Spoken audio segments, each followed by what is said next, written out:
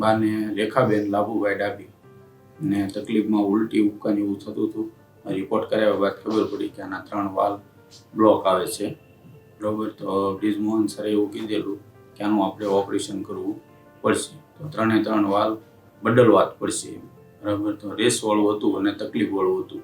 તો અમે કીધું કે વાંધો નહીં સર, બરાબર, તમારી મહેનત તમે કરો, બરાબર છે, જે થાય એ જોઈ લે. એ સાહેબે ઓપરેશન કર્યું. ઓપરેશન કર્યા બાદ અમને કીધું કે નહીં, ઓકે થઈ ગયું છે ઓપરેશન. એચજી હોસ્પિટલમાં અમે એડમિટ થયેલા હતા. એ બીજે અમે ગયેલા હતા, પણ ત્યાં અમને કંઈ રિઝલ્ટ ના મળ્યું. ત્યારબાદ અમને સીધું કે આ જગ્યાએ આપણે ઓપરેશન થાય છે, તો અમે અહીંયા ડાયરેક્ટ સારું છે. હવે ઘરનું કામ કાંઈ નથી કરતા, સુઈ આરામ કરે છે, ખાય પીવે છે, હાલે ચાલે છે, એવું બધું કમ્પ્લીટ છે.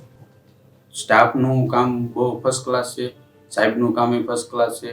અને મારે એવું કહેવું છે કે કોઈ પણ દર્દીને ક્યાંય પણ તકલીફ હોય તો અમદાવાદ આ તે છે દોડવા કરતાં આપણે નજીક ભાવનગર છે એચસીજી હોસ્પિટલમાં સારવાર મળે છે. તો જેથી કરીને તમામ દર્દીને ખબર પડે તો અહીંયા આવું.